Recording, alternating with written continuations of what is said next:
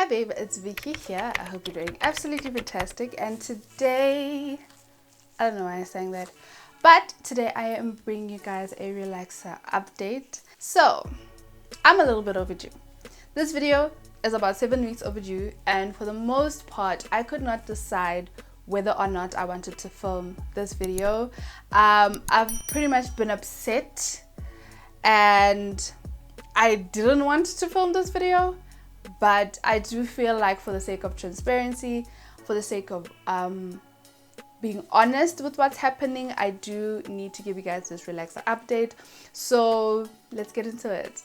Okay, so as you guys know, I always like to have my relaxer updates a little bit structured, otherwise I'm just gonna ramble. So I'm going to speak about the stretch, so the period before the relaxer. I'm going to speak about the relaxer update, and then I'm going to go into what I have planned and probably have done post relaxer. I will get into why I'm only stretching for 12 weeks, but yeah. Okay, so let's get into the relaxer stretch. So I got my last relaxer, prior to this one, I got my last relaxer on the 21st of November 2020. And basically with that, after that relaxer, I was trying to wash my hair every 2 weeks. So normally how I like to do things, I normally try to keep my hair out about 6 weeks. And then after that, I start putting it in a protective style. So when I had my hair out, I'd be washing my hair every 2 weeks, and with every single wash day that I did make sure to include a deep conditioner with heat. And I think there was only one day where I couldn't do that, and that was because we had load shedding, so I couldn't use heat, baby. If you're not in South Africa and you don't know what load shedding is, basically we would be out of power, like no electricity for a few hours. It's on a rotational basis, so it's not like they switch off the whole country at the same time. No. Certain sections, each municipality handles it in its own way. I couldn't use heat with my deep conditioner, so I just kept the deep conditioner for a little bit longer than I normally would, just to try and compensate for the fact that there's not much heat happening. Okay, so I got my braids put in on the 17th of January, and I got them taken out on the 27th of March. So I kept my braids for about 10 weeks. And after I got them taken out, I went on to wash my hair. I didn't want to relax my hair immediately after taking my braids out. I know some people don't mind doing that, but for me, I wanted to sit a little bit and let my scalp really breathe for a little bit. So after washing my hair, so I did 2 cornrows, and then I wore wigs for the next 2 weeks. On the 11th of April 2021, I got my relaxer. Now, if you haven't yet watched the video, I actually have a video up detailing how I did my relaxer. I basically used Hairlicious's routine, so if you want to check that video out, please do. But basically, I did my relaxer at home. I messed it up. Still trying to figure out why it turned out the way it did. But basically, I ended up with some underprocessed sections. It's very weird because I would expect that the underprocessed sections would be lower, like closer to my scalp, but they're actually in the middle of the strand. It is under processing within the section of hair, so the root is processed, then you have the ends that are processed, and you just have a certain section somewhere in between that is under processed. My prediction, like my theory, I think the one thing that I did wrong, I wasn't taking the relaxer high enough and close enough to the line of demarcation, especially considering the fact that I had coated and protected the line of my relaxed ends. I shouldn't have been so scared to get too close to the line of demarcation. So I think at this point, I just wanted to speak about a few challenges that I have encountered. So I've encountered breakage due to a protein surplus. So as I was doing my deep conditioners, I was using products that had protein inside of them, and I never went on moisture only products. So that ended up putting my hair in a protein surplus, and it resulted in some breakage. So I was aware of some of the breakage happening even before I braided my hair. I got braids. Lesson learned. I'm not doing that ever again.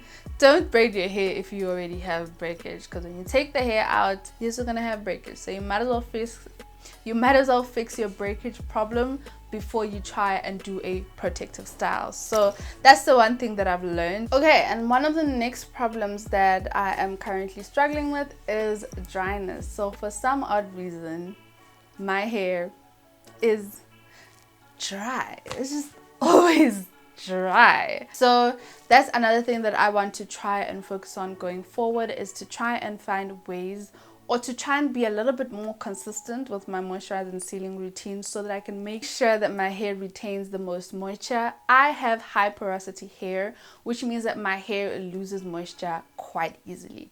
So I have to be quite efficient with my moisturizer and sealing, and to also be efficient when I am doing my wash days, to try and make sure that I seal as quick as possible to avoid losing all of that moisture once my hair is dry. And the last problem, or the last issue that I'm dealing with right now, is that I've had to stop my supplements. I also think that they have also been contributing to the increase in the shedding that's happening to my hair, because as you have a look at the hair strands, you can actually see the hair strand getting thinner from the root. So due to the pandemonium that has been happening, I noticed that my GNC supplements, so I've been taking GNC hair, skin and nails supplements, I'll put a picture up here, but those supplements for the longest time were just gone. I even had to DM GNC South Africa and be like, yo guys, what's happening? And they said they're just experiencing a shortage of the supplements. So I've had to stop my hair, skin and nails supplements for that period, and I think they contributed to my hair starting to thin out, and maybe might be contributing to the shedding as well. Okay, so one of the things that I have also done post relax is that I got a trim. I'm just going to show you guys the before and the after. So pre-relaxer and post-relaxer. I'm going to put the pre-relaxer on this side, and I'm going to put the post-relaxer on this side, and basically here is a side-by-side comparison. Because of the fact that I had to get a trim, I've lost some of the length, but I'm actually quite happy that I got my trim done. So my plan going forward is to try and restore the moisture and protein balance in my hair. Okay, so another thing that I want to try to do is to incorporate more moisture only deep conditioners on my wash day. So for the next few weeks, I will just be doing moisture only deep conditioners in the aid to try and restore my moisture and protein balance. And with those wash days, I will definitely be using heat with my deep conditioners, and then I will not be using any heat. So my hair will be air drying after I've washed my hair, coupling all of that with a good moisture and seal, a nice leave-in, and we'll try and see if that helps my hair in terms of restoring the moisture balance. So another thing that I have challenged myself to do is to keep a hair journal. So this hair journal is to make me more mindful and to be more intentional about trying to grow healthy hair. I've decided to try and be mindful with the journey, to try and document everything that I'm doing, so that I have something to reflect from, something to analyze when I am now thinking of changes to make to my routine. So if you also want to grab a copy of that journal, I do have a link in the description box below where you can download the copy, and you can also go ahead and document your journey as well. This is called the Mindful Growth Hair Journal, and I'm happy to share it with you. I've been using it, I've been loving it, and I'm hoping you will love it as well. So I really do hope that you enjoyed this update. I honestly can't wait for my next relaxer, because I want to see how everything is gonna plan out, and I can't wait to give you guys my next update.